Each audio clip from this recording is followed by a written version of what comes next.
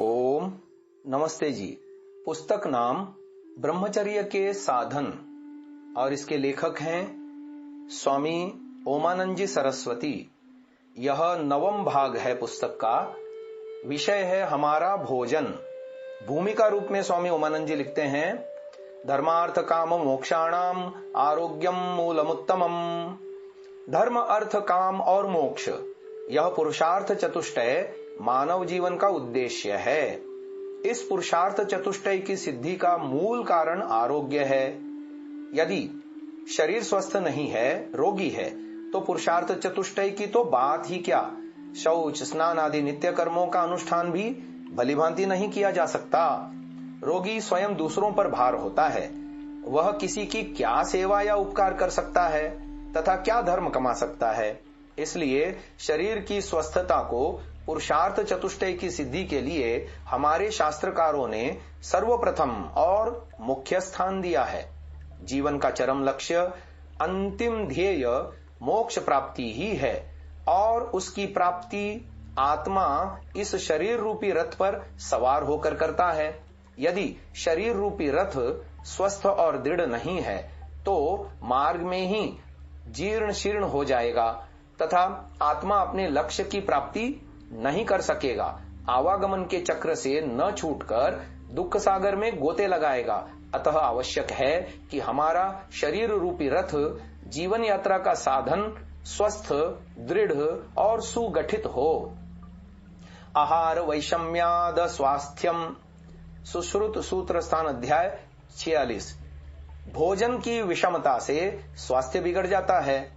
शरीर को स्वस्थ और निरोग रखने के लिए भोजन का सर्वप्रथम स्थान है, क्योंकि यह पंचभौतिक शरीर भोजन के द्वारा ही हृष्ट पुष्ट और दृढ़ांग होता है। शरीर का उपचय, अपचय यानी वृद्धि और ह्रास भोजन पर ही निर्भर है। यदि शरीर को यथासमय उचित भोजन मिलता रहता है तो शरीर भी हृष्ट पुष्ट और सुडौल बन जाता है, अन्यथा स्वास्थ्य गिर जाता है। भोजन जैसे आवश्यक और महत्वपूर्ण विषय की उपेक्षा करना अपने जीवन की उपेक्षा करना है। भोजन के विषय में अज्ञान रखना मानो अपने जीवन को अंधेरे में रखना है। हमारे पूर्वज ऋषि महर्षियों ने इस विषय पर गंभीरता से विचार विवेचन किया है। किस पदार्थ के क्या गुण है और वह भी किस अवस्था में लाभप्रद अथवा हानिप्रद है। देश काल और प्रकृति भेद से हमारे शास्त्रकारों ने भक्ष्य पदार्थों की पूर्ण मीमांसा की है। इसलिए जब हमारा देश शास्त्र विहित भोजन किया करता तब संसार में सभी दृष्टियों से शिरोमणि था, किंतु दुख है कि आज हम शास्त्रों को भूल गए। इसलिए अनेक कुरीतियां भोजन के विषय में प्रचलित हो गई हैं। मद्य, मांस, लहसुन, प्याज आदि अभक्ष्य पदार्थों को भी निसंकोच होकर सेवन किया जाता रहा है। इसका मुख्य कारण है कि हम भोजन के मूल उद्देश्य को ही भूल गए। हमारा भोजन जीवन के लिए नहीं अपितु जीवन ही भोजन के लिए बन गया है। भोजन के परखने की कसौटी केवल जिह्वा रह गई है और यह पिशाचिनी इतनी लोलुप हो गई है कि इसने सर्वनाश ही कर डाला। भोजन बिगड़ने और असंयमित होने से ब्रह्मचर्य पालन और संयमित जीवन का अभाव होता जा रहा है। विषय वासना, श्रृंगार और व्यभिचार की भट्ठी इतनी प्रचंड होकर धधक रही है कि इस ऋषियों की पवित्र भूमि भारत को ही नहीं अपितु समस्त विश्व को ही भस्मसात सा कर देना चाहती है। ऐसे विकट काल में यह छोटा सा किंतु सारगर्भित पुस्तक भोजन कुछ भी प्रदर्शन कर सका तो हमारा परिश्रम सफल है, देश का भविष्य उज्जवल है। इसमें भोजन संबंधी अनेक भ्रांत धारणाओं और प्रथाओं का खंडन किया गया है। बहुत सी ऐसी बातें भी पाठक श्रोता महानुभावों को मिलेंगी जो सर्वथा नवीन प्रतीत होती हैं। उन पर गंभीरता से विचार करने से तत्व ज्ञान होगा। हमने इसे यथाशक्ति उपयोगी और सुंदर बनाने का यत्न किया है। हम अपने कार्य में कहां तक सफल हुए हैं यह तो प्रबुद्ध श्रोता महानुभाव ही बता सकेंगे। वैशाख 2034 विक्रमी तदनुसार मई 1977 को यह भूमिका लिखी गई है। ओमानंद सरस्वती हस्ताक्षर यहां पर मिलते हैं। आगे विषय प्रवेश हो रहा है। ब्रह्मचर्य के साधन, जिसका 9वां भाग हमारा भोजन। प्रत्येक मनुष्य स्वस्थ रहना चाहता है, रोगी रहना किसी को नहीं भाता। स्वास्थ्य और भोजन का परस्पर घनिष्ठ संबंध है। विचारशील मनुष्य तथा जातियां इसके महत्व को भली भांति समझते हैं। हमारे प्राचीन पुरुष भोजन के महत्व को भली भांति परिचित थे, अतः वे इस विषय में बड़े सावधान रहते थे। आज हम उनकी संतान भोजन के विषय में किंचिन मात्र भी ध्यान नहीं रखते। दैनिक आहार का हमारे स्वास्थ्य, ब्रह्मचर्य, मन, बुद्धि और आत्मा पर क्या प्रभाव पड़ता है, यह तो हम कभी विचारने का कष्ट भी नहीं करते। शुद्धाहार से ही मनुष्य का सब कुछ बनता तथा मिथ्याहार से सर्वनाश हो जाता है। इस पर हमारे प्राचीन ऋषि महर्षियों ने गंभीरता से विचार ही नहीं अपितु पूर्ण रूप से अनुभव किया था। इसी कारण उन्होंने अपनी खोज के आधार पर शुद्ध आहार की बड़ी प्रशंसा की है। छांदोग्योपनिषद में लिखा है, आहार शुद्धौ सत्व शुद्धि, सत्व शुद्धौ ध्रुवा स्मृति, स्मृतिलंबे सर्वग्रंथि नाम विप्रमोक्षः। आहार के शुद्ध होने से अंतःकरण अर्थात बुद्धि आदि की शुद्धि होती है। बुद्धि के शुद्ध होने पर स्मृति दृढ़ व स्थिर हो जाती है। स्मृति के दृढ़ होने पर सब यानी हृदय की गांठें खुल जाती हैं, अर्थात जन्म मरण के बंधन ढीले हो जाते हैं। अविद्या अंधकार मिटकर मनुष्य समस्त दास्ता की श्रृंखलाओं से छुटकारा पाता है और परम पद मोक्ष की ओर पग बढ़ाता है। निष्कर्ष यह निकला कि शुद्धाहार से मनुष्य के लोक और परलोक दोनों बनते हैं। अतः योगीराज श्री कृष्ण जी ने इसी भाव को गीता में कुछ इस प्रकार प्रकट किया है। युक्ताहार विहारस्य, युक्त चेष्टस्य कर्मसु, युक्त स्वप्नावबोधस्य योगो भवति दुःखः। अध्याय 6 17वां श्लोक। यथा योग्य आहार विहार करने वाले, यथोचित कर्म करने वाले, उचित मात्रा में निद्रा और जागरण करने वाले का यह योग दुख नाशक होता है। अर्थात युक्त आहार विहार आदि के सेवन से मनुष्य के सब दुख दूर हो जाते हैं। भोजन की आवश्यकता सभी प्राणियों को है। कीट पतंग से लेकर सर्वश्रेष्ठ प्राणी मनुष्य तक इसी भोजन के लिए व्याकुल दिखाई देते हैं। इस युग के मनुष्य की संपूर्ण शक्ति इसी भोजन जुटाने में लगी हुई है। प्रातः काल से लेकर सायंकाल तक हाय भोजन करता हुआ दौड़ करता है। यही नहीं, आज मानव का जीवन मरण भी भोजन के लिए ही है। किंतु हम भोजन क्यों करते हैं, इसका उचित उत्तर हजारों में से कोई विचारशील व्यक्ति ही दे सकता है। या आयुर्वेद के ग्रंथों में इसका उत्तर इस प्रकार से दिया गया है। आहारः प्रीणनः सद्यो बलकृद्देह धारणः स्मृत्यायुः शक्तिवर्णौजः सत्वशोभा विवर्धनः। भाव प्रकाश निघंटु 4:1। भोजन से तत्काल ही शरीर का पोषण और धारण होता है, बल की वृद्धि होती है तथा स्मरण शक्ति, आयु, सामर्थ्य, शरीर का वर्ण, कांति, उत्साह, धैर्य और शोभा बढ़ती है। इससे सिद्ध हुआ कि आहार हमारा जीवन है, क्योंकि भोजन से मनुष्य क्या सभी प्राणियों के जीवनों की रक्षा होती है। अतः भोजन की आवश्यकता सभी प्राणधारियों को है। अथवा यूं कहिए कि प्राणी मात्र के जीवन का आधार खान पान है। यदि हमें भोजन न मिले तो हमारा जीवित रहना असंभव है। अतः जन्म से लेकर मृत्यु पर्यंत प्रत्येक प्राणी जीवन धारणार्थ भोजन ग्रहण करता रहता है और इसी से जीवित भी रहता है। अतः सर्वप्रथम तथा सर्वोत्तम भोजन का महत्व हमारे जीवन में यही है, जिसके बिना हम जीवित नहीं रह सकते। ऐसे महत्वपूर्ण विषय में हमारा अंधेरे में रहना कितनी आश्चर्य और मूर्खता की बात है। अपठित, जिन्हें जीवन के विषय में कुछ भी ज्ञान नहीं, ऐसे लोग इस विषय में न जानते हों तो कोई बड़ी बात नहीं, किंतु आज का शिक्षित समुदाय इस विषय में कोरा है, यह बड़े दुख की बात है। अशिक्षित भाई तो कुछ प्राचीन परंपरा से इस विषय में थोड़ा बहुत ज्ञान रखते भी हैं, किंतु बड़ी बड़ी BA, MA, प्रभाकर और शास्त्री आदि डिग्रीधारी शिक्षितों में जीवन के आधार आहार जैसे महत्वपूर्ण विषय के ज्ञान का अभाव हो तो ऐसी दयनीय अवस्था को देख अत्यंत दुख होता है और देश का निकट भविष्य उज्जवल दिखाई नहीं देता। वैसे इतना ज्ञान तो प्रत्येक प्राणी को है ही कि भोजन करने के पश्चात बल उत्साह प्रतीत होता है। भूखे प्राणी में इसका अभाव देखने में आता है। यदि भोजन सर्वथा न किया जाए तो मृत्यु निश्चित रूप से दर्शन देती है, टाले नहीं टलती। यह शरीर के रचयिता अथवा प्रकृति का अटल नियम है। उचित एवं आवश्यक भोजन की प्राप्ति के बिना स्वास्थ्य रक्षा अथवा यूं कहिए जीवन रक्षा नहीं हो सकती। इसीलिए स्वास्थ्य प्राप्ति तथा जीवन रक्षा के लिए भोजन का भी एक विशेष स्थान है। चरक शास्त्र में इस विषय में कहा है, बलमारोग्यमायुश्च प्राणाश्चाग्नौ प्रतिष्ठिताः अन्नपानेन्धनैश्चाग्निर्दीप्यते शाम्यते अन्यथा।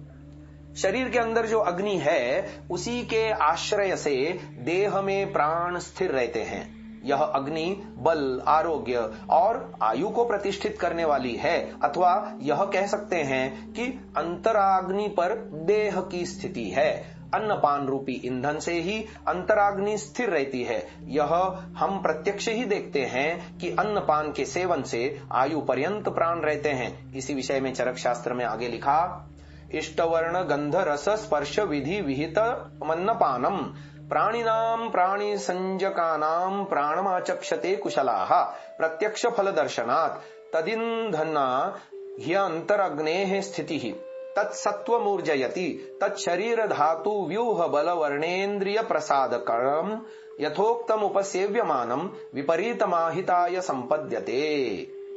कुशल विचारशील पुरुष जो अन्नपान यानी भोजन विधि पूर्वक बनाया गया है, जो अच्छे वर्ण यानी रंग, गंध, रस तथा स्पर्श युक्त है, उसे प्राणियों अर्थात मनुष्यादि देहधारियों के लिए प्राणतुल्य मानते हैं, क्योंकि यह प्रत्यक्ष अनुभव की बात है कि अन्नपान से प्राणी के प्राण कार्य करते हैं। भोजन न करने से आयु क्षीण होकर मृत्यु हो जाती है। अन्नपान से ही अंतराग्नि स्थिर रहती है। अन्न और प्राणों को ही नहीं, मन को भी बल मिलता है। जब भोजन यथोचित विधि से किया जाता है तो यह शरीर के वातादि दोषों का रस वीर्यादि धातुओं के व्यूह यानी संघात को बनाने वाला होता है। जहां जिस धातु की न्यूनता होती है वहां उसकी भोजन पूर्ति करता है। बल देने वाला, वर्ण यानी रंग को निखारने वाला, कांतिदायक और इंद्रियों को प्रसन्न तथा तृप्त करने वाला है। विधि से विपरीत सेवन करने से हानिकारक सिद्ध होता है। आगे शीर्षक है, आहार से शरीर का विकास और वृद्धि। सभी प्राणी जिस समय जन्म लेते हैं तत्काल उन्हें क्षुधा यानी भूख सताने लगती है। माता के गर्भ से बाहर आते ही मानव शिशु तुरंत ही रोने और बिलखने लगता है और माता का स्तन जहां उसके मुख में आया तथा उसने दुग्धामृत का पान किया वह तत्काल ही शांत चित्त हो खेलने लगा, वह सो जाता है। क्षुधा की निवृत्ति के साथ ही उसकी व्याकुलता भी भाग जाती है। सभी प्राणियों की ऐसी समान अवस्था है। इस दुग्धपान तथा भोजन के सेवन से सभी प्राणी क्षुधा के शांत होते ही जहां शांत हो जाते हैं वहां इनके शरीर में कुछ ही दिनों में वृद्धि विकास स्पष्टतया दिखने में आता है। इससे सिद्ध होता है कि जन्म के समय से लेकर युवावस्था तक मनुष्य ही नहीं प्रत्येक प्राणी के शरीर की वृद्धि तथा विकास क्षमा चाहता हूं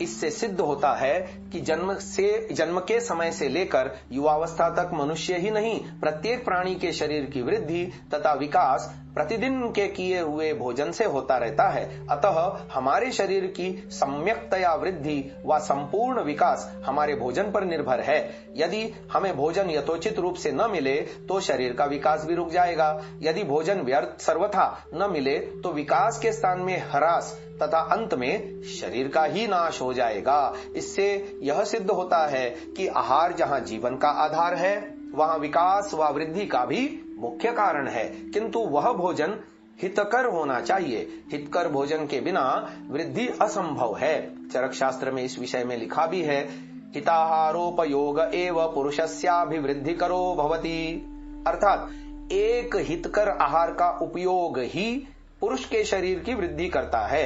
वैसे तो जो कुछ खाया जाता है वह आहार यानी भोजन कहलाता है।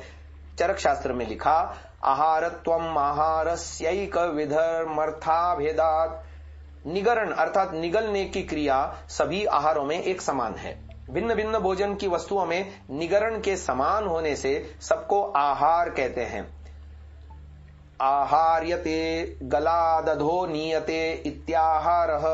गले से नीचे जो ले जाया जाता है उसे आहार कहते हैं।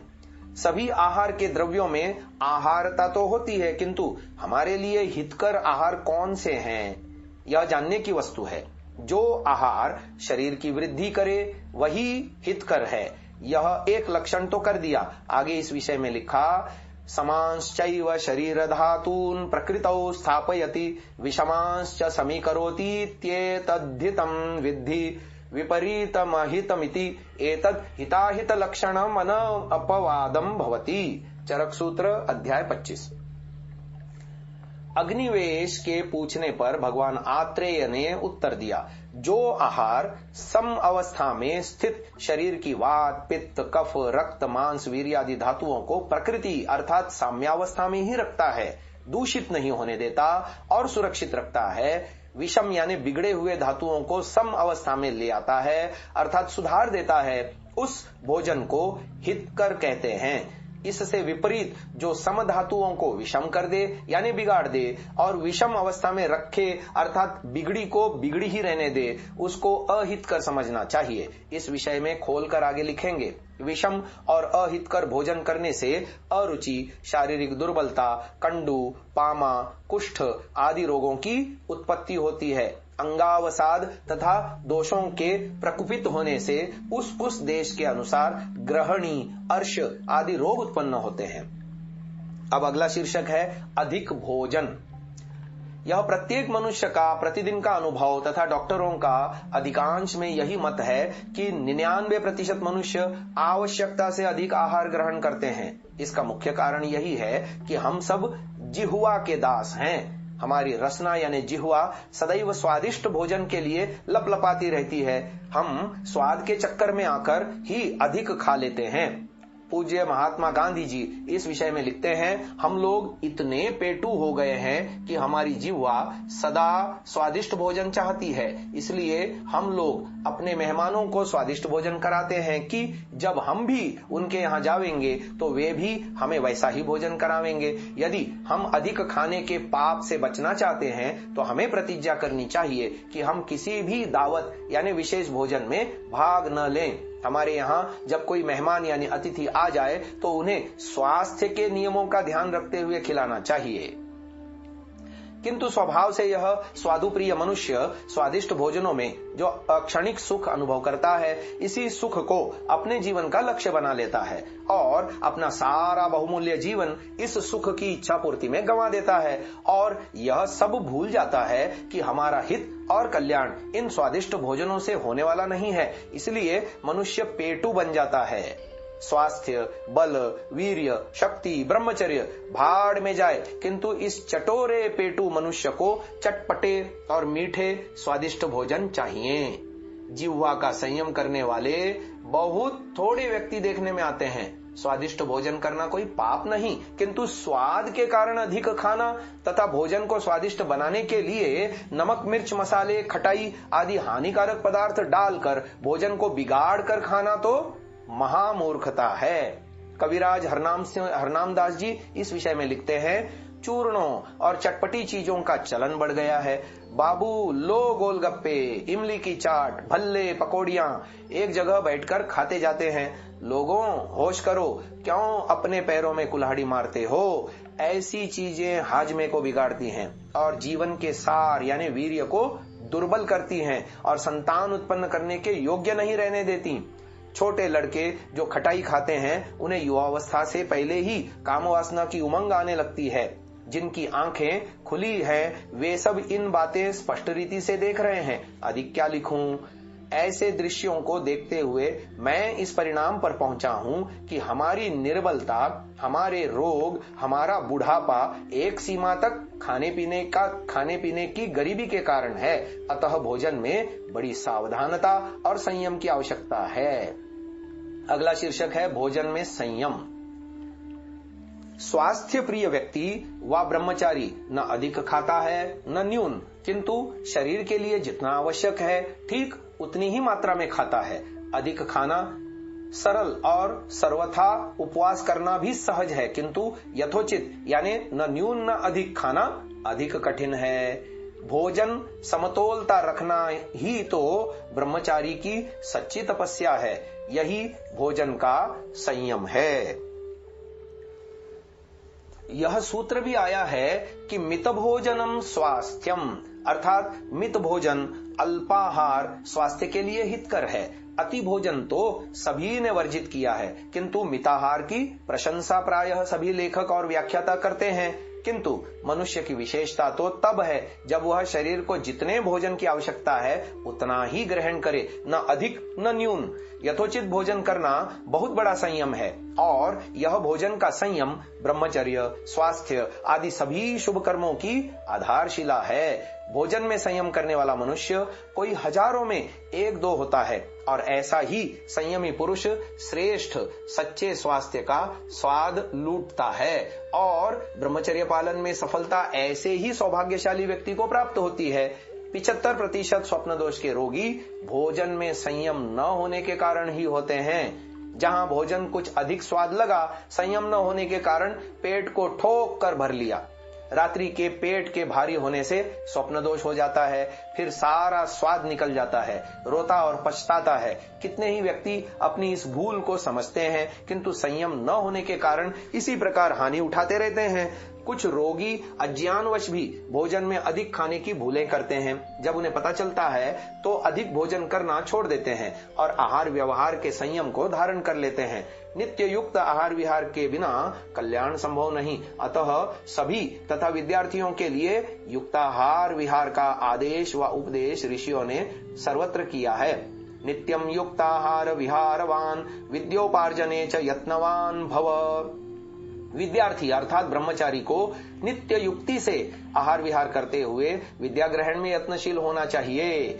मात्रा में न्यून आहार करने से बल, वर्ण, कांति, शक्ति, पुष्टि का नाश व क्षीणता होती है, तृप्ति नहीं होती, उदावरता आदि रोग उत्पन्न होते हैं, मनुष्य अतृप्त और अशांत रहता है, वीर्य आदि धातुएं की वृद्धि नहीं होती, आयु घट जाती है। शरीर की आवश्यकता अनुसार भोजन न करने से शरीर का सारा भाग वीर्य, बल, ओज नष्ट हो जाता है, मन, बुद्धि और इंद्रियों की शक्ति का ह्रास और नाश हो जाता है और 80 प्रकार के वात रोगों की उत्पत्ति होती है। अतः न्यून भोजन करना, स्वस्थ होते हुए उपवास करना आदि स्वास्थ्य के लिए हानिकारक है ही, किंतु यह स्मरण रखने की बात है कि जहां आवश्यकता से न्यून भोजन शरीर को रोगी तथा क्षीण बनाता है, वहां आवश्यकता से अधिक भोजन बल, वीर्य, ब्रह्मचर्य और स्वास्थ्य के लिए और भी अधिक घातक है। न्यून भोजन करना इतना अपराध नहीं जितना बड़ा और घोर अपराध अधिक भोजन करना है।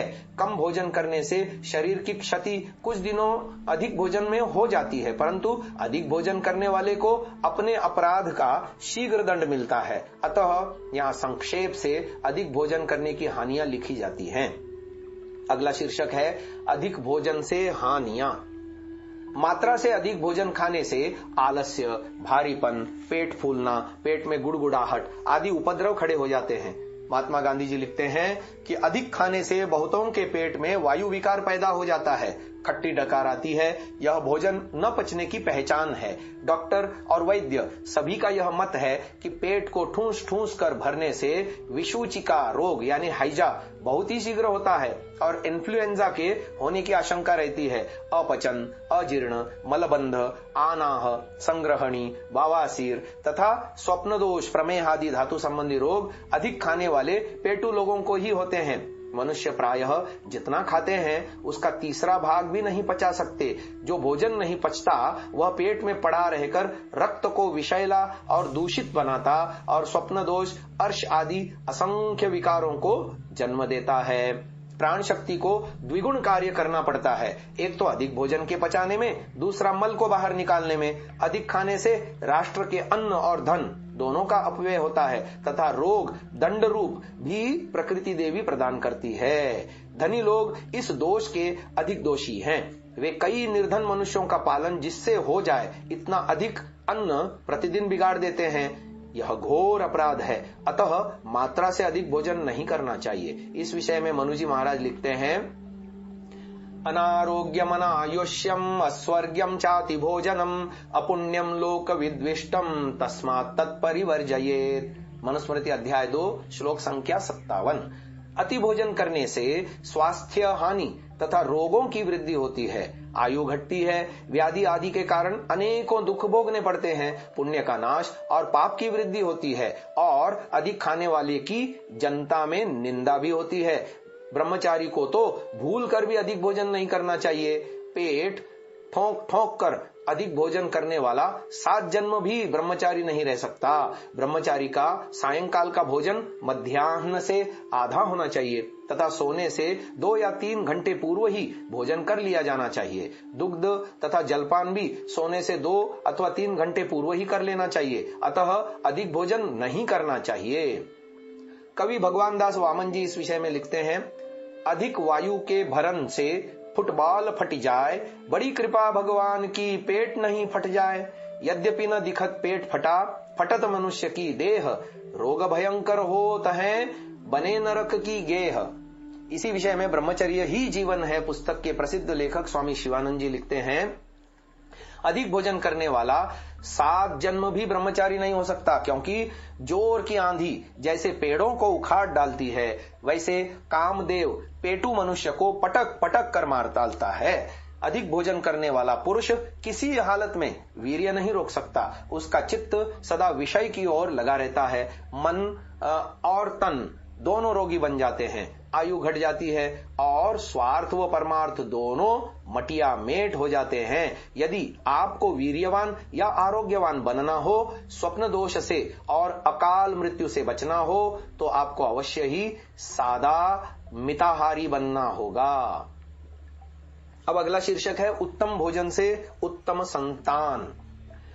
इस विषय में महर्षि दयानंद जी महाराज अपने ग्रंथ संस्कार विधि में गर्भाधान संस्कार विषय पर लिखते हैं, उत्तम संतान का मुख्य हेतु यथोक्त वधूवर के आहार पर निर्भर है। इसीलिए पति पत्नी अपने शरीर आत्मा की पुष्टि के लिए बल और बुद्धि आदि की वर्धक सर्वौषधि का सेवन करें। वे पुष्टिकारक सर्वौषधि ये हैं, 2 खंड अंबा हल्दी, दूसरी खाने की हल्दी, चंदन, मूरा, कुष्ठ, जटामांसी, मोरबेल, शिलाजित, कपूर, मुस्ता, भद्रमोत, इन सब औषधियों का चूर्ण करके समभाग लेके उदुम्बर के काष्ठ पात्र में गाय के दूध के साथ उनकी दही जमा और उदुम्बर ही के लकड़ी की मथनी ले मंथन करके उसमें से मक्खन निकाल उसको ताय घृत करके उसमें सुगंधित द्रव्य केसर, कस्तूरी, जायफल, इलायची, जावित्री मिला के अर्थात शेर भर दूध में छटाक भर पूर्वोक्त सर्वौषधि मिला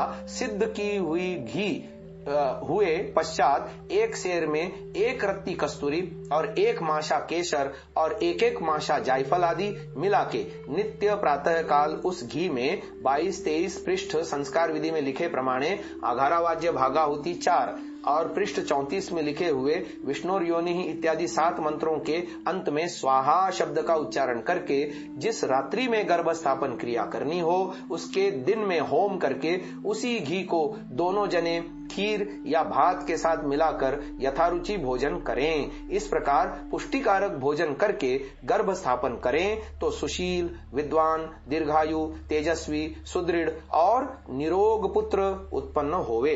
कन्या की इच्छा हो तो जल में चावल पका पूर्वोक्त प्रकार घृत गूलर के पात्र में जमाए हुए दही के साथ भोजन करने से उत्तम गुणयुक्त कन्या भी होवे, क्योंकि आहार शुद्धौ सत्व शुद्धि ही सत्व शुद्धौ ध्रुवा स्मृति ही यह छंदोग्य का वचन है।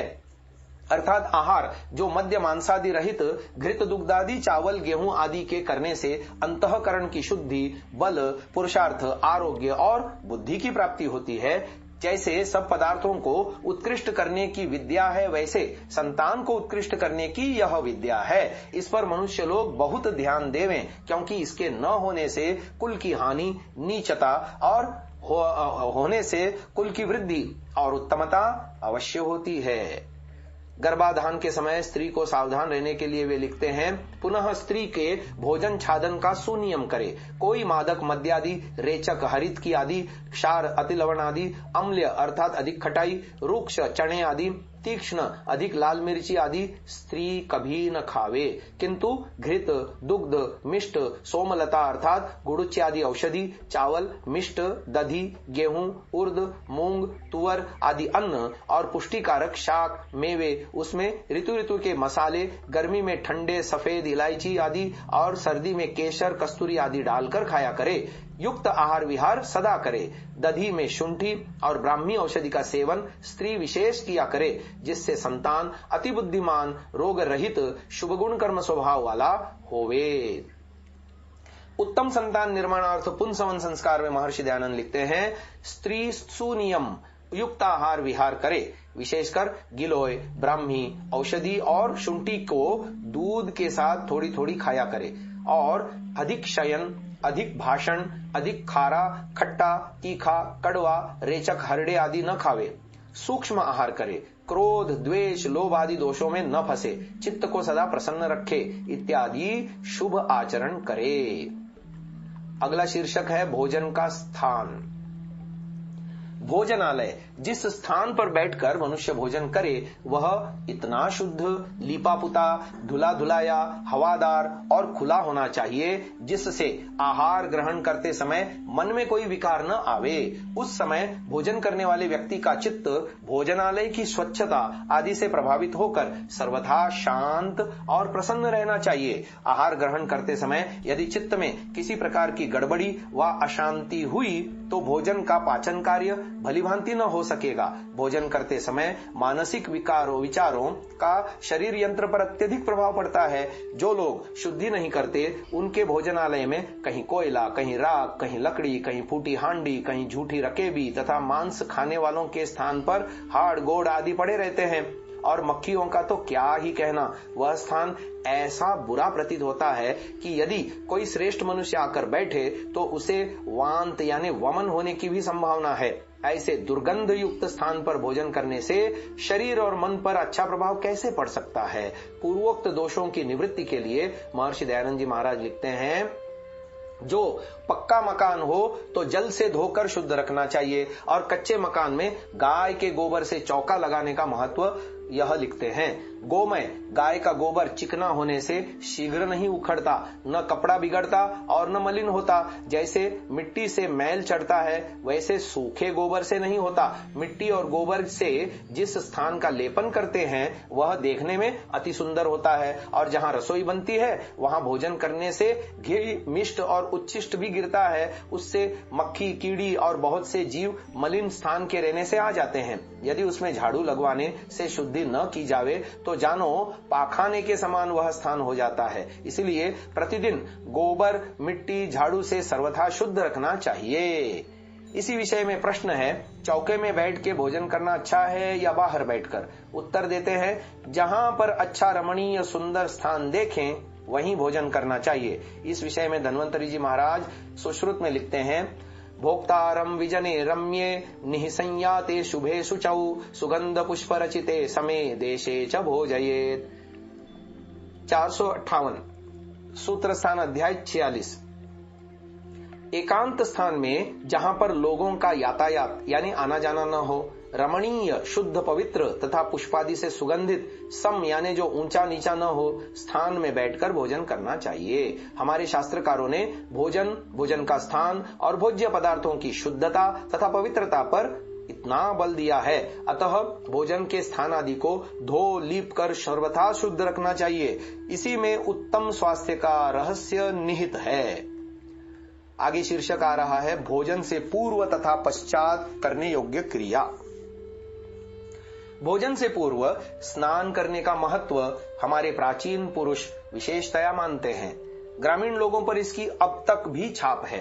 कितने ही भारतीय अशिक्षित ग्रामीण लोग बिना स्नान किए भोजन करना पाप समझते हैं। अतः मकर संक्रांति आदि पर्वों पर तो न नहाने वाले लोग भी भोजन से पूर्व स्नान कर लेते हैं। यह प्रसिद्ध लोकोक्ति 100 काम छोड़कर नहा लोगों में कुछ व्यावहारिक रूप से प्रचलित है। संस्कृत में श्लोक का यह भाग शतम विहाय भोक्तव्यम सहस्रम स्नानमाचरेत भी यही सिद्ध करता है कि भोजन से पूर्व स्नान अवश्य ही कर लेना चाहिए। महर्षि दयानंद जी इस विषय में लिखते हैं, प्रथम स्नान इसलिए है कि जिससे शरीर के बाह्य अवयवों की शुद्धि और आरोग्य आदि होते हैं। इससे स्नान भोजन से पूर्व अवश्य करना। आजकल पढ़े लिखे लोग भोजन तो 4-5 बार तक दिन में कर लेते हैं, किंतु स्नान जैसे आवश्यक कृत्य को दिन में एक बार भी नहीं करते। कितने ही ऐसे बाबू लोग इस भारत भूमि पर मिल जाएंगे जो सारे शीतकाल यानी जाड़े में एक बार भी स्नान नहीं करते और बिस्कुट आदि तो बिना शौच के निवृत्त हुए ही बिस्तर पर उठते ही मंगवा लेते हैं। किंतु ब्रह्मचर्य और स्वास्थ्य प्रेमी व्यक्ति को प्रतिदिन सब ऋतुओं में बिना स्नान किए भोजन नहीं करना चाहिए। यदि स्नान प्रातः सायं दोनों समय किया जाए तो और भी अच्छा है। यथार्थ में भोजन के अधिकारी तो वे ही लोग हैं जो प्रातः काल ब्रह्म मुहूर्त में उठ शौच, स्नान, प्राणायाम, ईश्वर उपासना, यज्ञ, व्यायाम आदि नित्य प्रति प्रातः काल ही कर लेते हैं और इसी प्रकार सायंकाल भी सब नित्य कर्म करते हैं। भोजन की वेला में हाथ, पांव और मुख को भलीभांति शुद्ध जल से धोकर स्वच्छ कर लेना चाहिए। शुद्ध वस्त्र धारण कर भोजनशाला में जाकर कुश आसन पर बैठें। यदि गृहस्थ हो तो बलिवैश्वदेव यज्ञ करें तथा अपने आश्रित कुत्ते आदि प्राणियों को भी भोजन दे। हमारे शास्त्रों में अतिथि सत्कार का महत्व अत्यधिक पाया जाता है। अथर्ववेद में आया, श्रेयांसमेनम आत्मनो मानयेत 15:10-2। यदि कोई अतिथि अपने घर आ जाए तो अपना सौभाग्य समझकर उसका सत्कार करना चाहिए और अशितवत्यतिथ्यौ अश्नीयात 9:8-8। इस वेदाज्ञा के अनुसार अथर्ववेद गृहस्थ को अतिथि से पूर्व कभी भोजन न करना चाहिए। अतः अपने पूज्य जनों साधु महात्मा अतिथियों को श्रेष्ठ भोजन से तृप्त करने के उपरांत स्वयं प्रसन्न चित्त होकर भोजन ग्रहण करना चाहिए। भोजन करते समय बोलना या कोलाहल करना हमारी सभ्यता के विरुद्ध है। वाग्यतस्तु भुंजित, इसी के अनुसार मौन होकर शांतिपूर्वक भोजन करना चाहिए। अपने भाग्य और परिश्रम से जो मिले उसी में संतुष्ट रहना चाहिए और अन्न की कभी निंदा न करे। भोजन उपरांत तत्काल ही कठोर शारीरिक या मानसिक किसी भी प्रकार का कार्य करना या दौड़ना आदि हानिकारक है। शांतिपूर्वक शारीरिक या मानसिक साधारण कार्य किया जा सकता है। भोजन से पूर्व या पश्चात कभी भी क्रोधादि के करने से भोजन विष बन जाता है, विलंब से पचता है। अतः सावधान तथा शांत रहना चाहिए। भोजन करते समय सर्व प्रकार की चिंता, शोक, ईर्ष्यादि का परित्याग, सर्वथा प्रसन्न चित्त रहने से भोजन भलीभांति पचता और शुद्ध रक्तादि धातुओं का निर्माण करता है और शरीर का ढंग बदलकर शरीर को हृष्ट पुष्ट स्वस्थ और बलिष्ठ बनाता है। इसके साथ भक्ष्या भक्ष्य का विचार अवश्य रखना चाहिए। अगला शीर्षक भी यही है, भक्ष्या भक्ष्य मीमांसा। प्राचीन काल में राजा अश्वपति की प्रतिज्ञा न मे स्तेनो जनपदे न कदर्यो न मद्यपः, अर्थात मेरे राज्य में कोई शराब पीने वाला नहीं है। इसके अनुसार कोई भी मांस, मदिरा आदि बुद्धिनाशक द्रव्यों का सेवन करने वाला नहीं था। सभी लोग अभक्ष्य को त्याग बल बुद्धि वीर्यवर्धक भक्ष्य पदार्थों का सेवन करते थे। किंतु आजकल लोग अभक्ष्य पदार्थों को अपनाकर निज बल बुद्धि को खो बैठे हैं। यहाँ तक कि निरामिष भोजी हरियाणा प्रांत में भी आजकल मांसादि अभक्ष्य पदार्थों का सेवन दिन प्रतिदिन बढ़ता जा रहा है। अभक्ष्य और भक्ष्य पदार्थों के हानि लाभों का विचार कर अभक्ष्य पदार्थों का सर्वथा परित्याग कर देना चाहिए। अभक्ष्य और भक्ष्य पदार्थों की परिभाषा ऋषि दयानंद जी के शब्दों में इस प्रकार है, जितना हिंसा और चोरी, विश्वासघात, छल कपट आदि से पदार्थों को प्राप्त होकर भोग करना है वह अभक्ष्य, और अहिंसा धर्मादि कर्मों से प्राप्त होकर भोजन करना भक्ष्य है।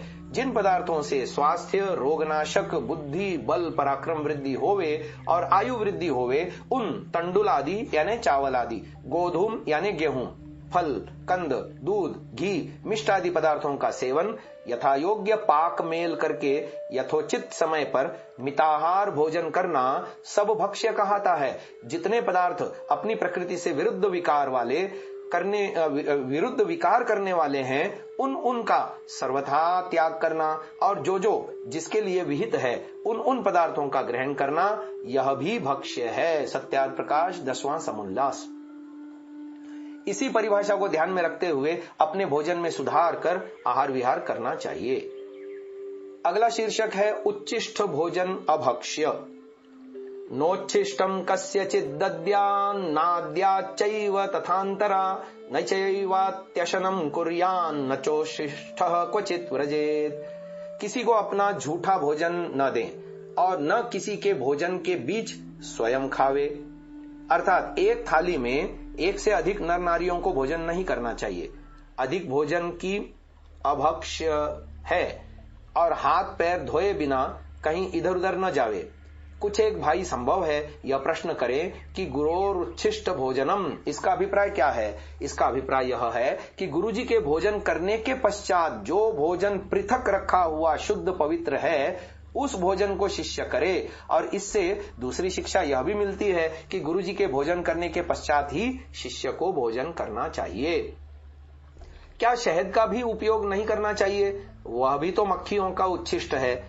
और क्या दूध भी नहीं पीना चाहिए? वह तो बछड़े का झूठा है। इसका उत्तर महर्षि दयानंद जी महाराज ने इस शब्दों में दिया है, शहद कहने मात्र उच्छिष्ट है, वह बहुत सी औषधियों का सार ग्राह्य यानी ग्रहण करने योग्य है। बछड़ा बाहिर का दूध पीता है, भीतर के दूध को नहीं छू सकता, इसलिए उच्छिष्ट नहीं। परंतु बछड़े के पिए पश्चात जल से उसी मां के स्तन को धोकर शुद्ध पात्र में दूध दोहना चाहिए। सत्यार्थ प्रकाश 10वां समुल्लास। साथ और उच्छिष्ट खाने में यह एक भारी दोष है कि एक व्यक्ति के साथ दूसरे व्यक्ति की प्रकृति और स्वभाव नहीं मिलता। प्रकृति और स्वभाव भेद होने से एक दूसरे के रोग एक दूसरे को लग सकते हैं। जिस प्रकार से कुष्ठी यानी कोढ़ी व्यक्ति के साथ भोजन करने से अच्छे मनुष्य का रक्त भी बिगड़ जाता है, इसलिए उच्छिष्ट भोजन अभक्ष्य है।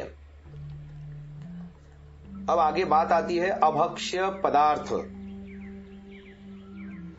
वर्जयेन मधुमांसश्च। मनुस्मृति 277। मधु और मांस का सेवन करना वर्जित है।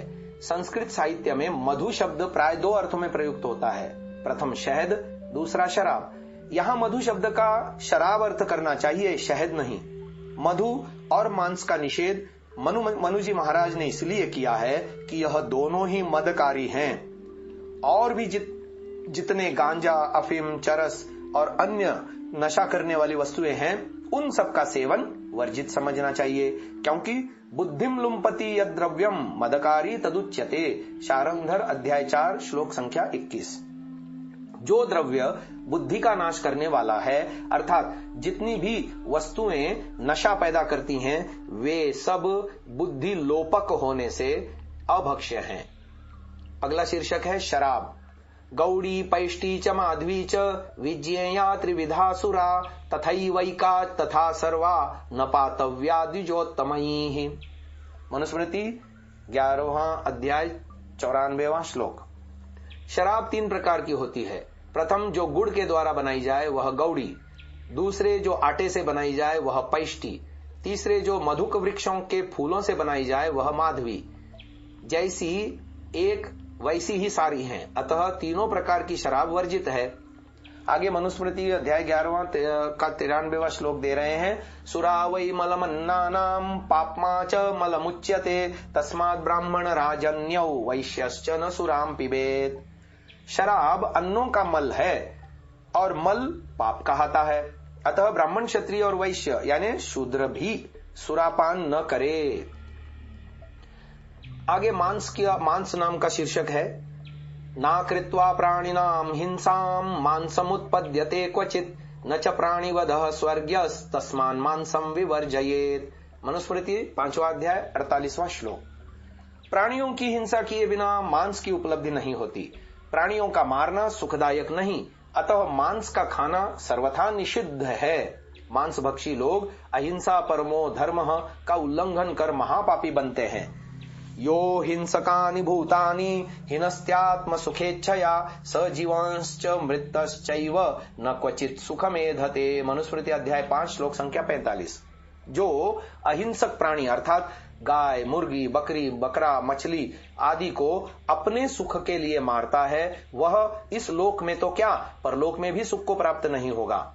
आजकल लोग मछली और अंडे के खाने को मांस भक्षण में नहीं गिनते, किंतु मत्स्यादः सर्वमांसादस्तस्मान् मत्स्यान् विवर्जयेत्। मनुस्मृति 5:15।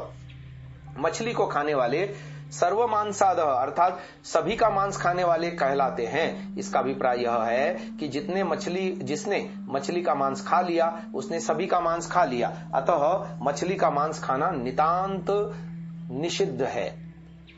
मदिरा मांस के अतिरिक्त लशुनम गृंजनम चैव पलांडुम कवकानि च अभक्ष्याणि द्विजातीना ममेध्य प्रभवानि च। मनुस्मृति 5:5।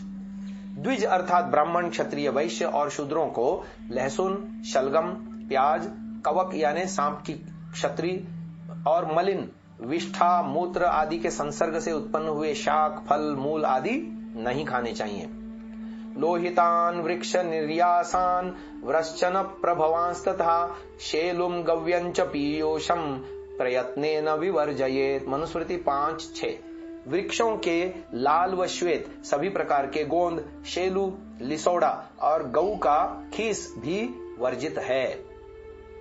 अब ब्रह्मचारियों के लिए क्या अभक्ष्य है उनका व्याख्यान किया जाता है। पिता ब्रह्मचारी को ब्रह्मचर्य का उपदेश देता है कि मांस, रुक्षाहार, मद्यादि पानम च वर्जय। संस्कार विधि वेदारंभ प्रकरण। हे ब्रह्मचारिन, तू मांस, रूखा भोजन और शराब आदि का सेवन मत कर। अत्यम्लाति तिक्त कषाय क्षार रेचन द्रव्याणि मा सेवस्व। संस्कार विधि वेदारंभ प्रकरण। अति खट्टा, इमली आदि, अति तीखा, लाल मिर्च आदि, कसैला, हरड़े आदि, क्षार, अधिक लवण आदि और रेचक, जमाल गोटा आदि द्रव्यों का सेवन मत कर। अतः ब्रह्मचारियों को चाहिए कि उपर्युक्त समस्त पदार्थों को त्याग कर जीवन को उदात्त बनावें। ब्रह्मचारी को लाल मिर्च, सफेद, काली, हरी कोई भी मिर्च खानी तो क्या, खाने के लिए छूनी भी नहीं चाहिए। घृतौदनम तेजस कामम अर्थात जो तेजस्वी बलवान होना चाहे उसे घृत, चावल आदि सात्विक पदार्थों का सेवन करना चाहिए। ऋषि दयानंद जी ने इस विषय में लिखा, मनुष्य लोग घृतादि उत्तम पदार्थ न खावें तो उनके शरीर और आत्मा के बल की उन्नति न हो सके। इससे अच्छे पदार्थ खिलाना पिलाना भी चाहिए। सत्यार्थ प्रकाश, तीसरा समोल्लास। और जिस प्रकार आरोग्य, विद्या और बल प्राप्त हो उसी प्रकार से भोजन, छादन और व्यवहार करें करावें, अर्थात जितनी भूख हो उससे कुछ न्यून भोजन करें। सत्यार्थ प्रकाश, द्वितीय समोल्लास। अचार, मुरब्बे, चटनी, मसाले, खट्टे, चटपटे, मसाले युक्त भोजन ब्रह्मचारी को भूल कर भी नहीं करने चाहिए। वैसे ये गृहस्थियों के लिए भी हानिकारक हैं। सभी मनुष्यों को चाहिए कि बल, बुद्धि, पराक्रम वर्धक, त्रिदोष नाशक, ब्रह्मचर्य के लिए हितकारक सात्विक द्रव्यों को ही अपने भोजन में स्थान दें और जितने भी पदार्थ मांस, मदिरादि बुद्धि नाशक एवं देश के लिए भी अहितकारक हैं उनको सर्वथा सर्वदा छोड़ देवें, क्योंकि अभोज्यमन्नम नातव्यमात्मानः शुद्धिमिच्छता अज्ञान भुक्तम तु तार्यम शोध्यम वाप्याशु शोधनैः। मनुस्मृति 11वां अध्याय 160वां श्लोक।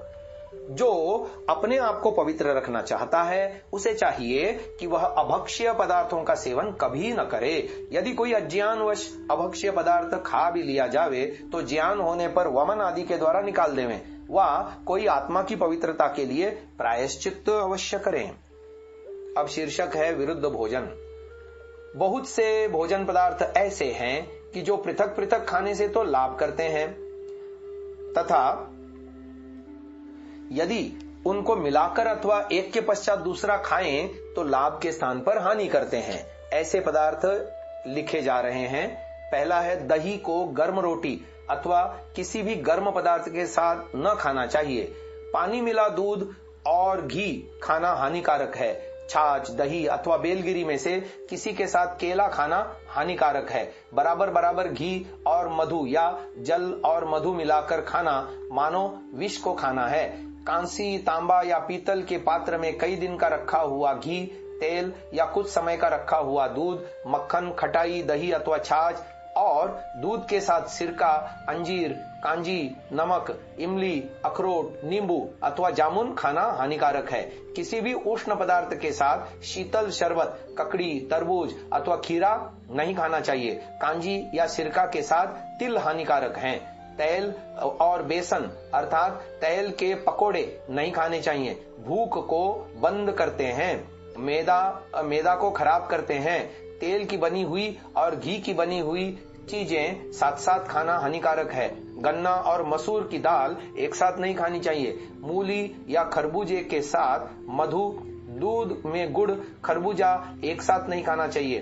घी, चिकनी, मिठाई, खटाई, खीरा, फूट, ककड़ी, तरबूज, खरबूज तथा नाशपाती के ऊपर पानी, शरबत या दूध की लस्सी पीना बहुत ही हानिकारक है। अब आगे आता है सात्विक, राजसिक और तामसिक भोजन। सत्व, रज और तम की साम्यावस्था ही प्रकृति है और सभी प्राकृतिक पदार्थों को इन 3 श्रेणियों में विभक्त किया जा सकता है। भोजन भी सात्विक, राजसिक और तामसिक भेद से 3 प्रकार का है। मनुष्यों की प्रवृत्तियां अपनी अपनी रुचि और स्वभाव के कारण विभिन्न हैं। जिसकी जैसी प्रवृत्ति होती है वह उसी प्रकार के भोजन को पसंद करता है। श्री कृष्ण जी गीता में लिखते हैं, आहारस्त्वपि सर्वस्य त्रिविधो भवति प्रियः, अर्थात सभी मनुष्य अपनी अपनी प्रवृत्ति के अनुसार 3 प्रकार के भोजन को श्रेष्ठ समझते हैं। सात्विक वृत्ति के लोग सात्विक भोजन को अच्छा समझते हैं।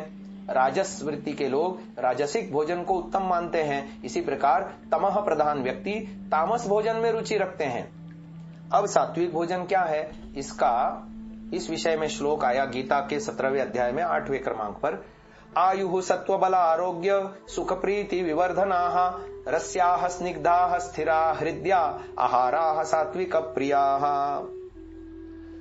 आयु, बल, आरोग्य, सुख और प्रीति को बढ़ाने वाले तथा रसीले, चिकने, स्थिर यानी देर तक ठहरने वाले एवं हृदय के लिए हितकारी भोजन सत्वगुणी मनुष्यों को प्रिय होता है। अर्थात जिस भोजन के सेवन से आयु, बल, वीर्य, आरोग्य आदि की वृद्धि हो तथा जो सरस, चिकना, घृतादि युक्त, स्थिर, चिरस्थायी और हृदय के लिए हितकारी हो वह भोजन सात्विक होता है।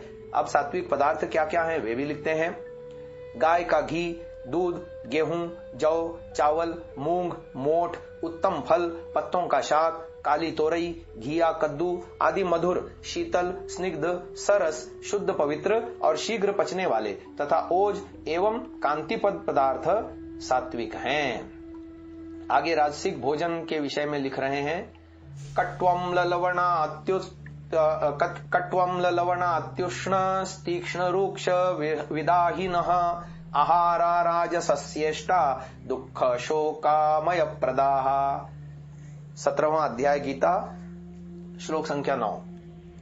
कड़वे, खट्टे, नमकीन, अति उष्ण, तीक्ष्ण, रूक्ष, दाह जलन पैदा करने वाले तथा दुख, शोक और रोगों को बढ़ाने वाले भोजन रजोगुणी व्यक्तियों को प्रिय होते हैं। कड़वे, खट्टे, नमकीन, अति उष्ण, तीखे, रूखे और दाहकारक नमक, मिर्च, इमली, मसाले आदि से युक्त भोजन राजसिक है और इसके सेवन से मनुष्य की वृत्ति चंचल हो जाती है। नानाविध रोगों से ग्रस्त होकर व्यक्ति विविध दुखों का उपभोग करता है और शोक सागर में डूब जाता है। अब राजसिक पदार्थ क्या क्या हैं वो भी बता रहे हैं। नमक, मिर्च, मसाला, हींग, गाजर, चना, उड़द, करेला, सरसों के तेल में पके हुए पदार्थ, मछली, मांस, कछुआ, अंडा, शराब, चरस, चंडू, काफी, कोकीन आदि मादक पदार्थ तथा उष्ण, रूक्ष, ग्रिष्ट, भारी, देर में पचने वाले सभी पदार्थ राजसिक हैं। अब तामसिक भोजन के विषय में गीता के 17वें अध्याय का 10वां श्लोक दे रहे हैं। यातयामं गतरसं पूतिपर्युषितं च यत् उच्छिष्टमपि चामेध्यम भोजनम तामस प्रियम। बहुत देर से बने हुए नीरस, शुष्क, दुर्गंध युक्त, बासी, उच्छिष्ट यानी झूठे और बुद्धि को नष्ट करने वाले भोजन तमह प्रधान व्यक्ति को प्रिय होते हैं। जो अन्न सड़ा गला, बहुत विलंब से पकाया हुआ, दुर्गंधित, उच्छिष्ट और कृमि कीटों से अपवित्र किया हुआ तथा रसहीन हो, वही तामसिक है। इस प्रकार के भोजन के सेवन से सभी प्रकार के रोग हो जाते हैं, स्वास्थ्य और आयु क्षीण हो जाते हैं, बुद्धि, मन तथा आत्मा इतने मलिन हो जाते हैं कि उनको अपने हिताहित और धर्म कर्म का भी ध्यान नहीं रहता। अतएव तमोगुणी व्यक्ति मलिन, आलसी, प्रमादी और अकर्मण्य होकर पड़े रहते हैं। तामसिक भोजन किसी भी व्यक्ति के लिए उपयुक्त नहीं, सर्वथा सर्वदा त्याज्य है। अब तामसिक पदार्थों के विषय में बता रहे हैं। गले सड़े, दूषित, बासी अन्न, फल आदि, भैंस का दूध और घी, भिंडी, काशीफल, लहसुन, प्याज, शलगम आदि कफवर्धक, बुद्धि को भ्रष्ट करने वाले दुर्गंध युक्त और भारी पदार्थ हैं, वे सब तामसिक हैं। आज की इस श्रव्य कणिका को यहीं विराम देते हैं। भोजन संबंधी आगे की बातें हम आने वाले श्रव्य कणिका में सुनेंगे।